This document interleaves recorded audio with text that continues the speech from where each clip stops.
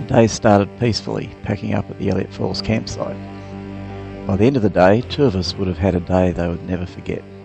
The northern end of the Telegraph Track includes Canal Creek, Sam Creek, State Creek, Cannibal Creek, Cypress Creek, and the famous Logans crossing and Nolans Brook. And every crossing has its own personality. And there we were heading for the Solace of Loyalty Beach campground north of Seisha by the Jardine Ferry, hopefully before my battery ran out. Very quickly we came to Canal Creek. This crossing has a lot of deep holes to be avoided. Last time we were here, someone had pitched their tent at the top of the exit to this route. We had to drive along the creek to the left to find another place to cross. Cameras on the ready, they encouraged us to cross through the holes to the right. We declined the offer, and later reported the damage that they had sustained by taking over the drive. This time we just needed a little care to negotiate the smaller holes.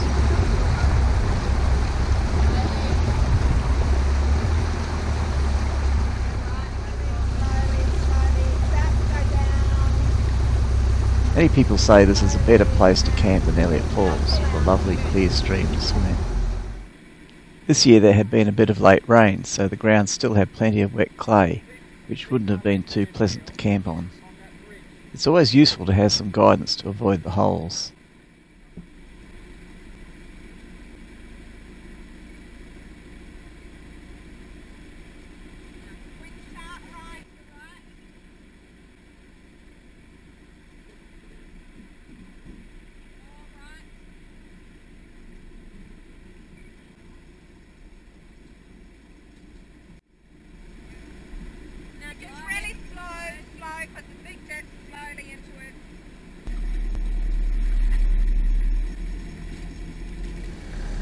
Bill put down the gauntlet to see who would lift the wheel the highest.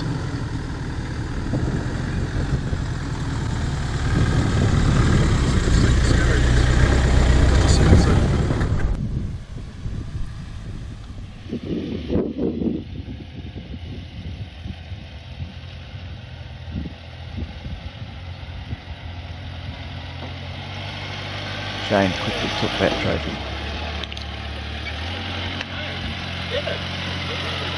I'm surprised. Well done. My Prado was letting everyone know it had a problem with the alternator.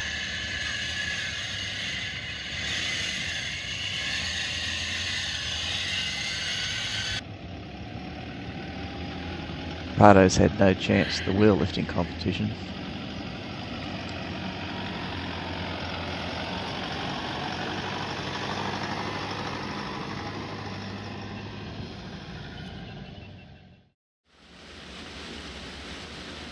Next we had a swim at the secret swimming hole. The water is clearest here when there are no cars crossing upstream.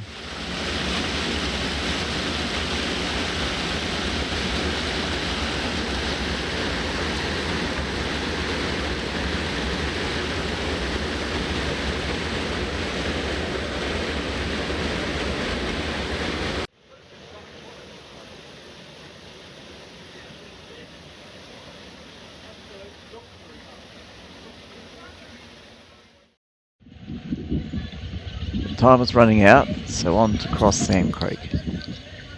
You can drive straight through this creek, but there is a steep drop into the pool, which can damage the rear if you have any rear overhang.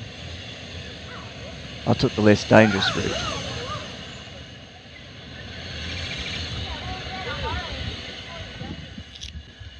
I've seen a video of someone who rolled their car on this crossing, so caution is necessary.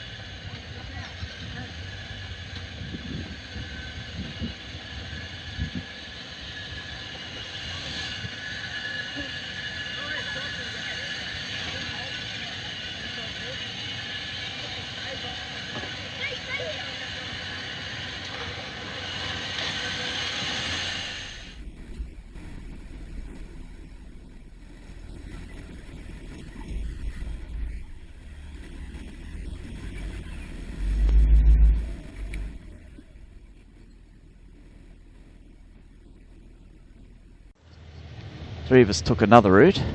This was a lot steeper, but seemed to work well. Josh was first.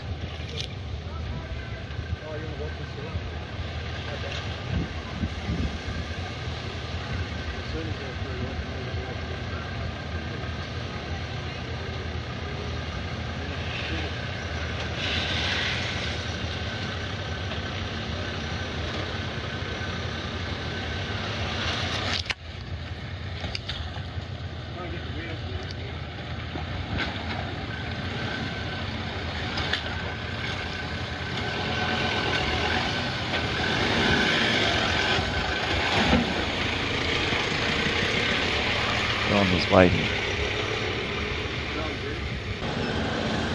Next came Bill.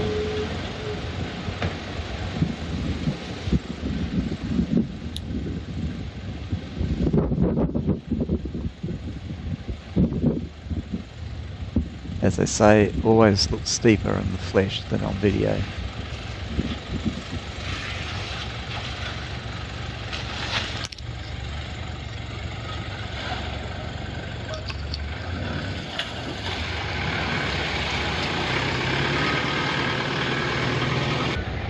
Then it was Shane's turn. I never ceased to be impressed how well Shane managed the obstacles in his Pathfinder.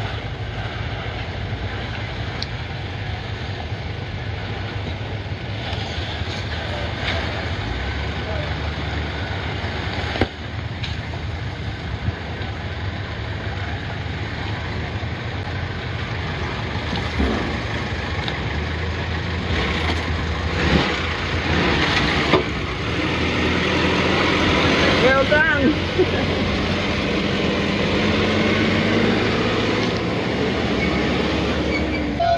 Finally, John had his turn.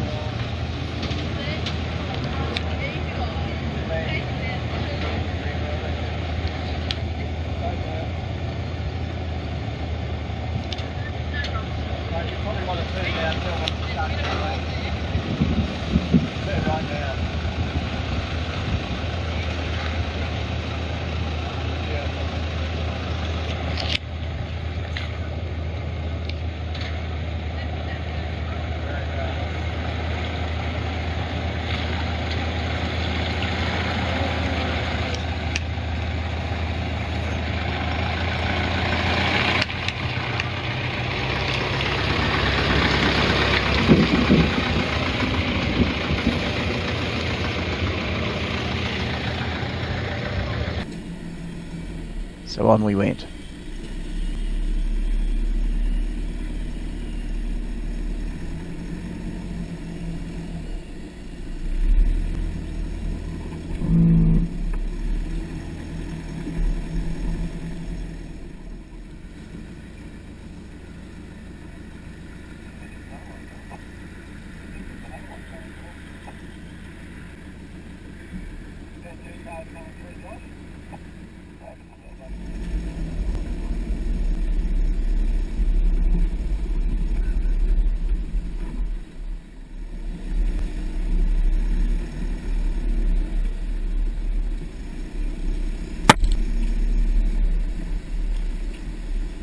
There are a few nice campsites here as well.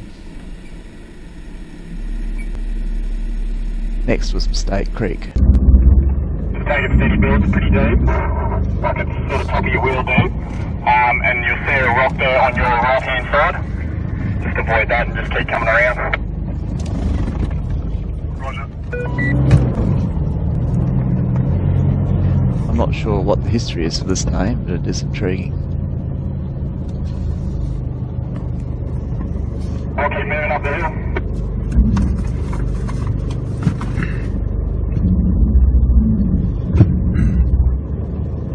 This crossing had very clear water, like many of Cape's creeks. See that big rock? So we're going to slide of it a bit. I'm not going to go anywhere.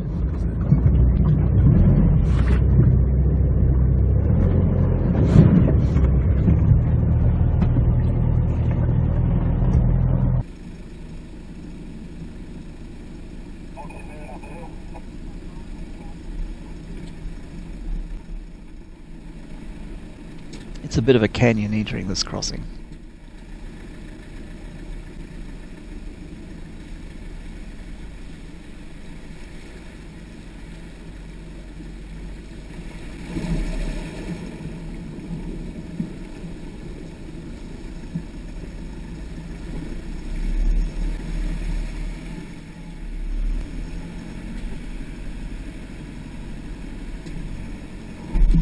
It's another comfortable camping site just before Cannibal Creek. We had an hour's wait while two vehicles made their way out of Cannibal. This guy had trouble getting his brand new camper trailer around the exit, even with a tow from his mate.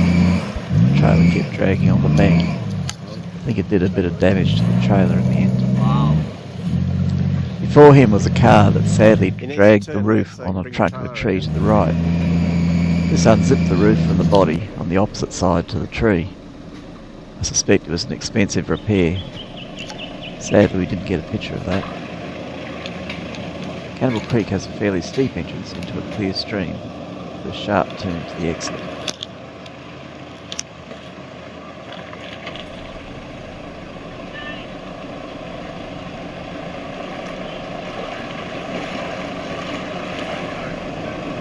Fortunately, there is good traction on the bottom.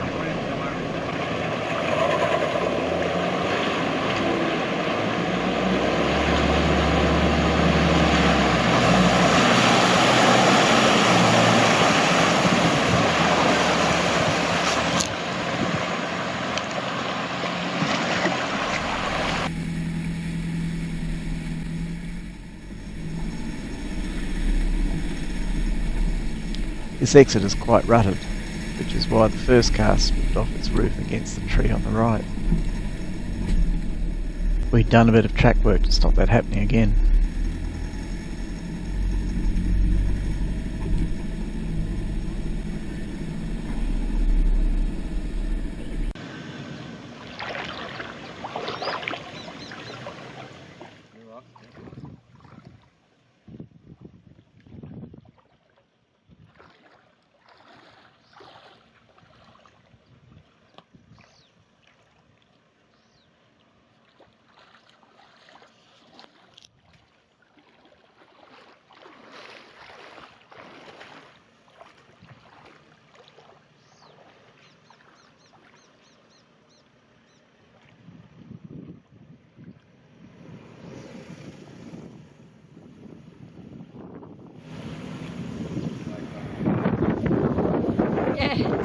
The length of the BT made it difficult for Josh to make it around in one turn.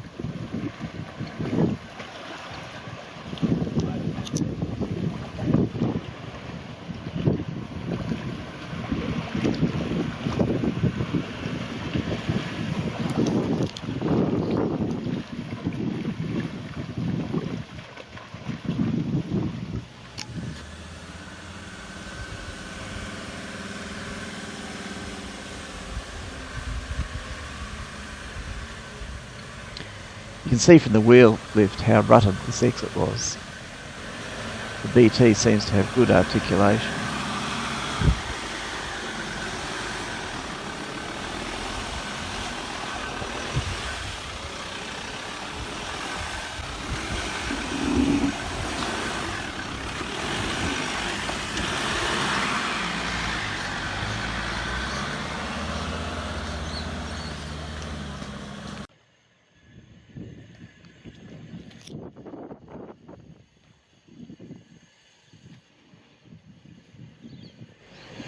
Then it's the turn of the noisy Prado.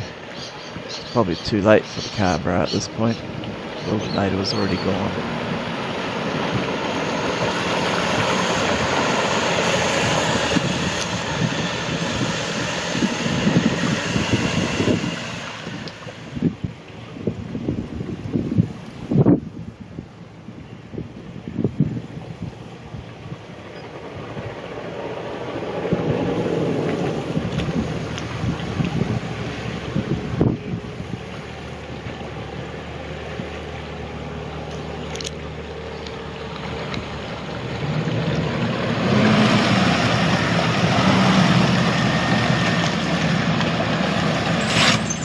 Parthy just kissed the bank there.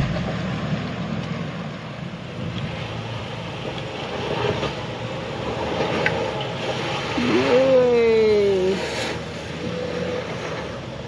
A bit of skill, Shane made it up without problem.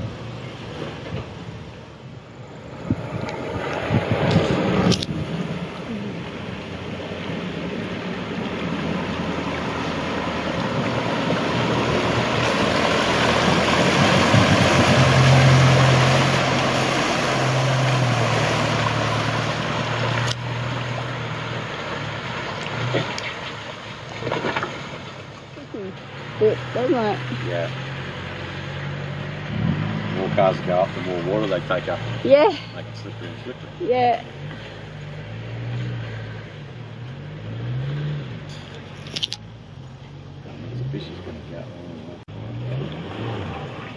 nice little spray from Bill. I don't need to be towed.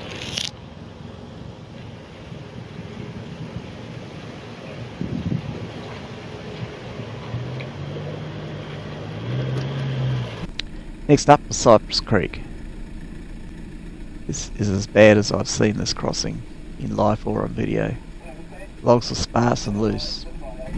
May not look like it, but there was quite a deep gully underneath. This had to be crossed with care, so we all checked it out first. John was the first adventurer. I noticed the two logs on the left moved about a centimetre to left each crossing. It was very interesting looking down in the middle of the bridge. There was really only one solid log for each wheel to aim at.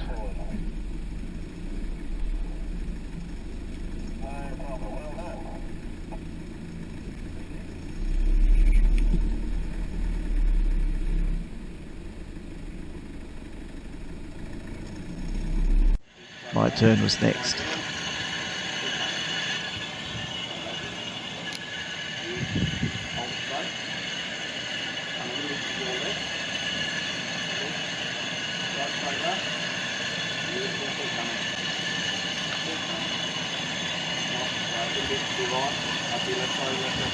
That water dribbling down was just left over from the last crossing.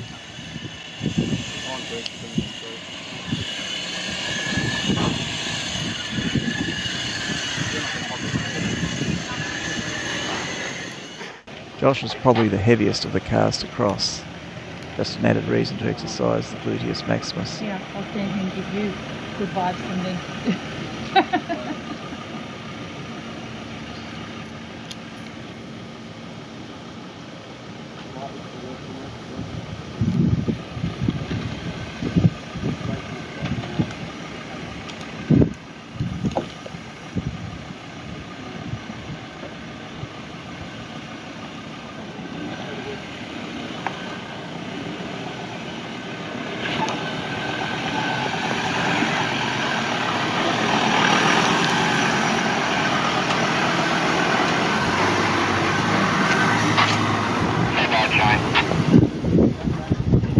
Down or something. Yeah. I looked out the window. It goes against everything, doesn't it?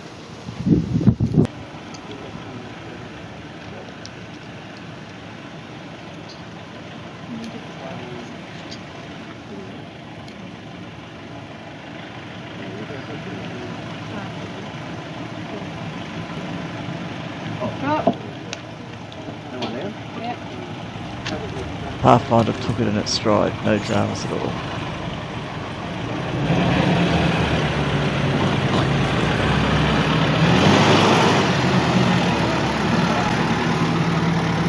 Yes, there is now. Can't show any encouragement. You're going to be reliable.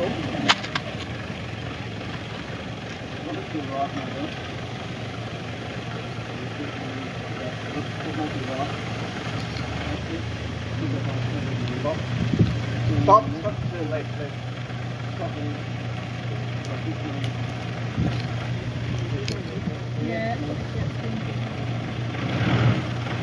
Finally, Bill completed the crossing. We could all breathe a sigh of relief.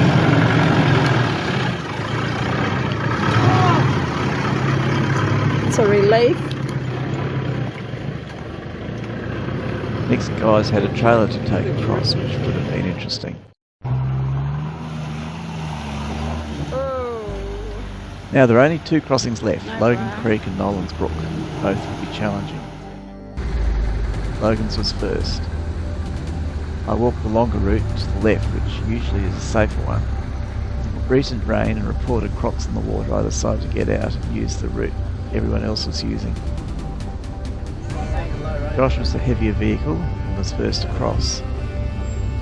There was a short, deep section, then a climb back up to the other side.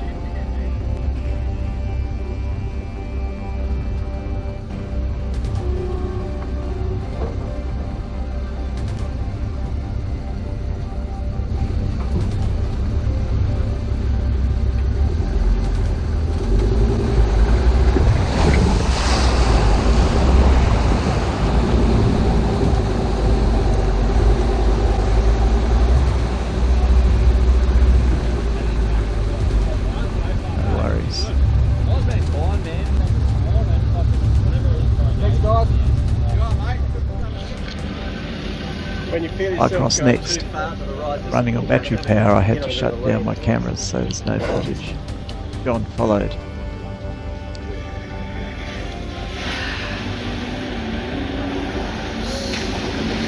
Oh no! That was close.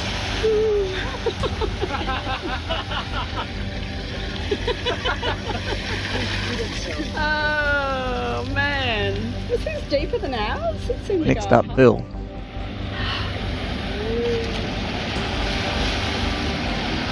Oh no!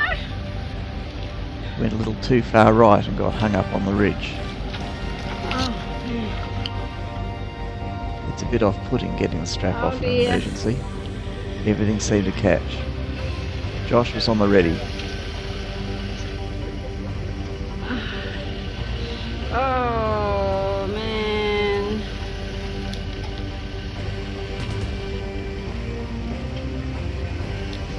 There's quite a gallery on the other side.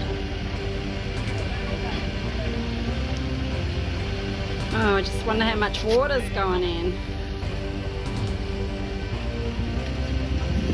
It seemed to take forever to attach the strap to Josh's hitch. I think I would attach a clove hitch in future.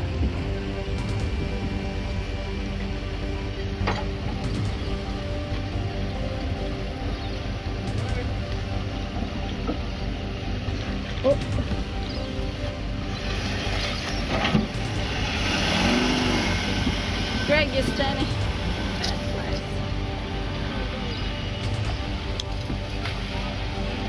Oh, quick! I didn't think of that problem.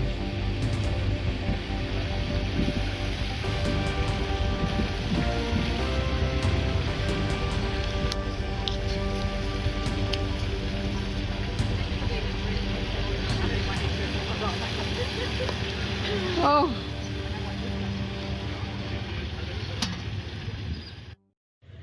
And you're probably better off still because I went the full left and it's I was over my windscreen. That's 4 inches 35. Yeah. That was a consistent over. It wasn't just a splash either. It held it. Anything else? I got the light on the engine light.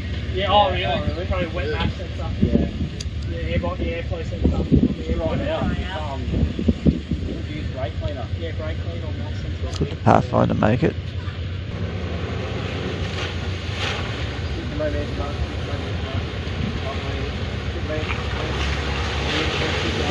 It's going to make it look easy.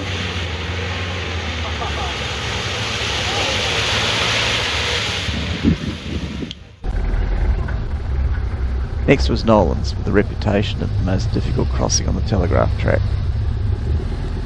You need to pick the right entry point. The traditional one was too dug out and impassable. Rumour has it 4-wheel drive action guys lost their cars here the week after us. Video was never released.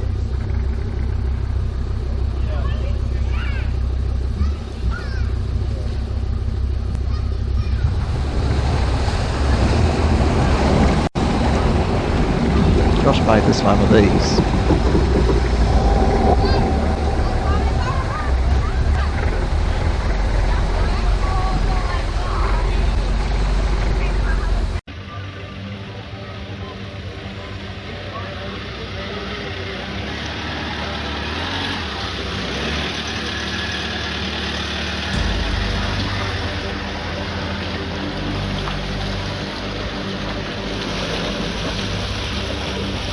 Shane bravely followed, but with less weight struggled for traction.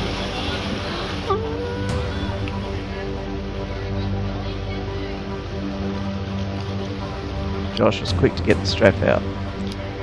This was the only deeper crossing that Shane didn't have a strap already fitted. That was heartbreaking to see.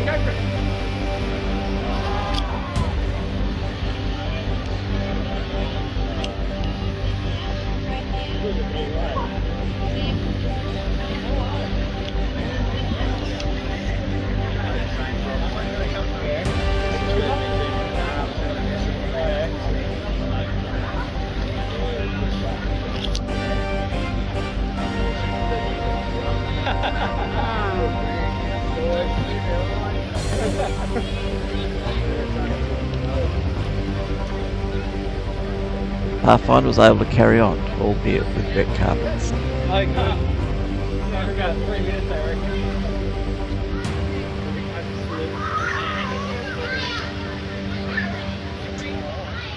The rest of us took the relatively easy far right track.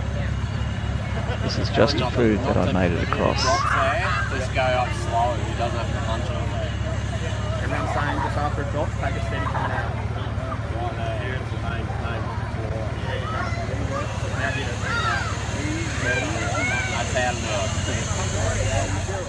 That's how to do it. After his previous crossing, Bill was concerned. Yeah. Hey? Oh, that didn't sound good.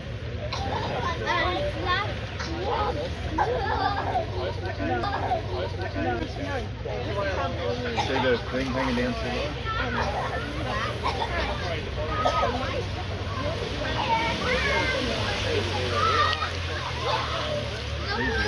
everyone's saying that's so much smoother and easier than that. Well done.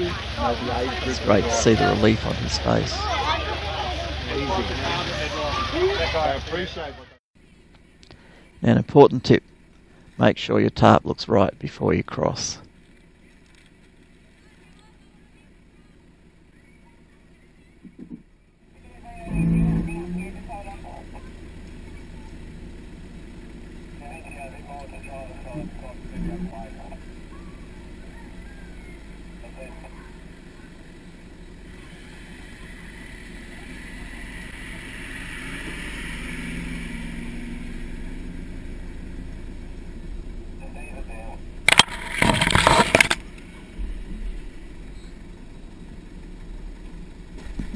It's a narrow entry here, and it seems to force you to the right.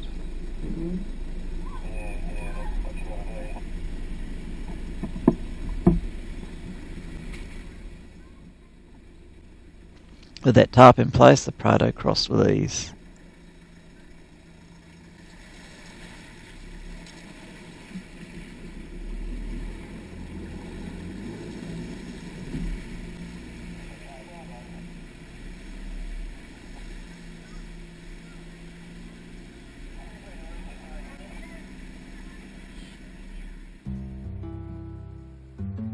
There was a small pause to clean up, then it was on to catch the ferry before closing time. I was keen to get to Loyalty Beach before my battery died. Managed to reach the ferry for the last crossing of the day at 5 PM.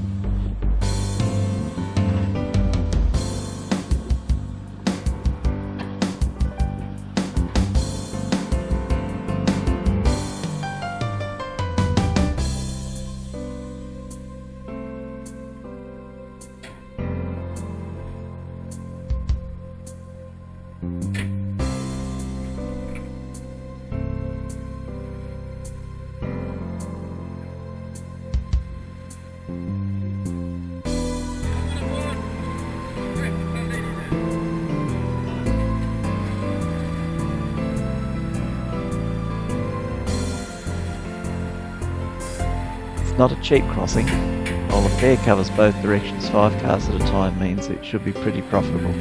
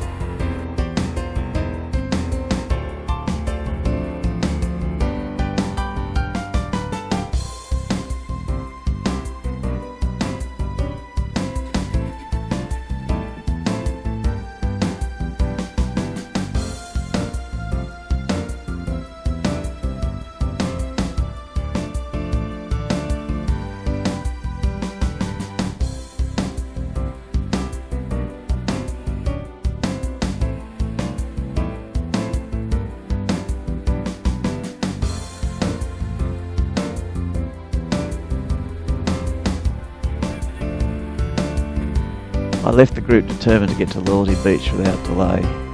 That way I could get help from those following should the battery die. I managed to make the 85 kilometres to Loyalty Beach from Logans, my last recharge, with only 10.3 volts left on the batteries. I was running with both my batteries linked. 2 years later, both batteries are going fine. Says a lot for the quality of the Optima AGM batteries. We finally made it to Loyalty Beach campground. There's a lot of cleaning to do and a couple of car repairs.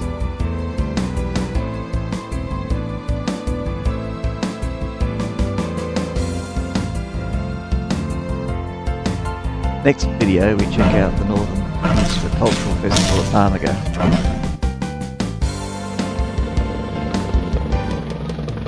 Finally make it to the tip, with more action than expected.